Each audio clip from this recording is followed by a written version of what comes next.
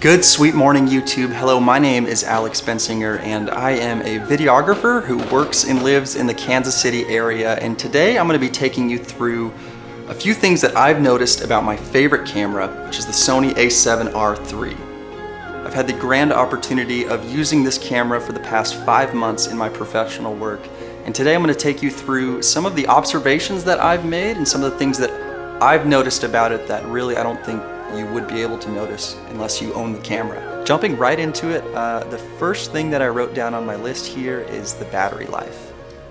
It comes with these Sony Z-type batteries here, and they're extra large. Sony says they're 2.2 times bigger than the original batteries that the Sony A7R2 took. This feature I wrote first on my list because the battery life is absolutely magnificent. I previously used a Sony A6300, which took the same types of batteries as the Sony A7R2, and I ran into the problem that many faced, where the camera would just continually be asking for new batteries. It only seemed to last for about 30 minutes of video recording. I have 2 different batteries for this camera, but I only end up using one most of the days. The second is just a backup. And knowing that I can make it through my entire day of shooting with 1, maybe 2 batteries is a super plus for me. And the thing that I'm trying to avoid the most is to have the camera run out of battery in the middle of a take. That would be especially not cool. Now, the improved battery life alone was enough for me to upgrade to the Sony A7R3 compared to the Sony A7R2, but there are a few more things that I've noticed about this camera that I want to take you through right now.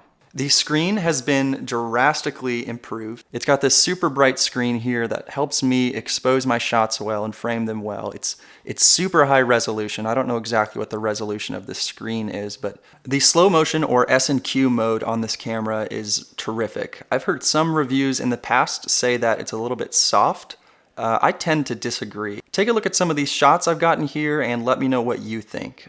Compared to the slow motion that I was getting out of my Sony A6300, the slow motion on the Sony A7R3 absolutely blows it out of the water. Could it get better? Yeah, it could get better, but is it certainly enough for me in my video production work? Absolutely. The image looks super sharp and it's always impressive to my clients. Part of the credit of that sharpness should definitely go to my main lens here, which is a Sony G Master 24-70 f2.8 lens here. You can truly see the difference when you pull these files in post. They are just incredibly sharp from both edges of the screen right down to the center. And when you're cropping in 4K video, that is especially important. And when I was using my A6300 with its 18-105 f4 lens, you notice a little bit of softness when you do the 4K crop in action. So having this G Master lens allows the sensor to perform at its highest ability. And not to mention the autofocus in this lens is absolutely incredible. Talking about autofocus for a second, you know, a lot of hardcore cinematographers will shy away from autofocus for obvious reasons. It can miss. Sometimes in terms of reliability, autofocus is a little bit shaky, but in my experience here, it's been really helpful for me to use autofocus, whether that be for some gimbal shots or for interview shots where the subject is moving back and forth quite a bit and swaying quite a bit. It's always sharp for me. Everything is tack sharp and in focus for me, and usually if I keep an eye on that autofocus, I'll notice that it almost never drifts out of focus for me, so significantly improved from the Sony A6300. The low light sensitivity of this camera is incredible. I've never had a chance to play with the Sony A7S2, which I know is the low light king, but I don't really see the need to have that camera when I have this camera here, which performs almost perfectly in low light. There is a tiny bit of noise if you crank that ISO way up, but for my experience, especially if you're shooting in 24p, you're gonna notice that this camera absolutely does incredible in low light. I haven't seen anything like it. I didn't even expect this camera to perform that well in low light when I bought it, but I certainly tried it out and I was certainly very impressed. You get an f1.8 lens on there, an f1.4 lens on there, and you're doing extremely, extremely well for yourself. So, you know, something to consider. Probably the biggest surprise that this camera gave me was the amount of push and pull that I have in post-production. If you consider the fact that this is a DSLR that films in an 8-bit color depth to an MP4 file, the push and pull that you have in the highlights and the shadows when you pull this into the editing software is remarkable. It's far beyond anything else in its class. For my type of work, this amount of push and pull is perfectly fine for me. And do I see myself upgrading in the future? Sure. But for the time being, I'm very satisfied with how this camera has performed in post-production. Behind one of 3 covers on the left side of the camera, you'll find the USB-C port. This is another exciting feature that I didn't really think I would use a lot. The USB-C actually performs really well. I'm able to move files on and off this memory card at quite a delicious rate of speed. Additionally, I can charge my camera. I have this terrible thing I do where I'll take memory cards out of my camera and I will forget to put them back in before I get on a shoot. The way I've kind of adapted to that behavior is I keep my memory cards in my camera and I just use the USB-C port as a card reader. That allows me to always have memory in the camera and hopefully avoid anything disastrous when I show up on set. The Viewfinder is absolutely shocking. If you haven't tried it out before, it's worth at least looking at before you buy this camera. When you put your eye up to the sensor, you'll notice it'll switch to the Viewfinder mode. That is a feature that is annoying probably 50% of the time and super helpful the other 50% of the time. The result is I've left it on, but some of you will turn it off.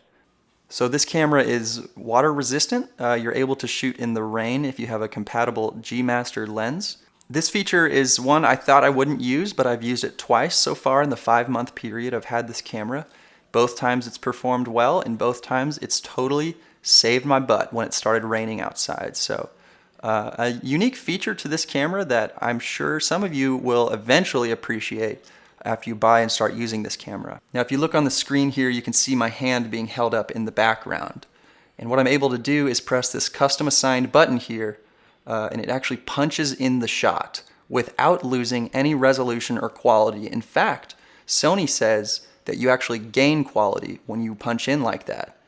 What this means is if I'm in a situation where I'm only using this 24-70 lens, if I need to get tighter or farther away when I'm in the field, I don't have to switch lenses. I don't even have to buy a new lens. I can just make that happen here. So really when I'm filming at 70 millimeters, I can really push into something much more than that. And that type of flexibility is just what I super appreciate from Sony.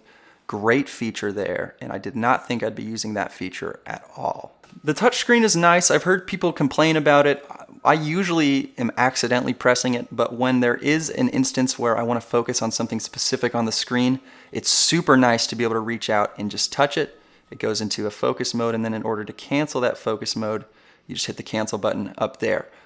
Great feature. I do like having that on there. Some cons I have about the camera, it is a photo camera, not a video camera, so you are going to have that 30-minute record limit, which drives me absolutely insane. It's totally pointless, but regardless, you have it on this camera as well, that 30-minute record limit. This camera shoots in an 8-bit color depth, so the amount of push and pull you have is less than that of, say, the Panasonic GH5 that shoots in 10-bit color depth. But again, as I mentioned, the push and pull of this camera is fairly impressive, and for that reason, I'm deciding to keep it. And lastly, when you're using an HDMI screen with this camera, there's no way to display the information overlays over an HDMI signal. So when you're using an external monitor, there's no way for you to check your exposure on that monitor, and there's no way for you to check your sound levels, your recording time, and all those things if you're shooting yourself. So you just kind of have to play a little bit of a guessing game when it comes to that. If I could go back in time, would I buy this camera again? Yeah, I think it's the perfect camera for my needs. It's not the perfect camera for everybody's needs, especially for video. But in my case, the level of content that I'm producing for these companies certainly matches the price point and image that comes out of this camera.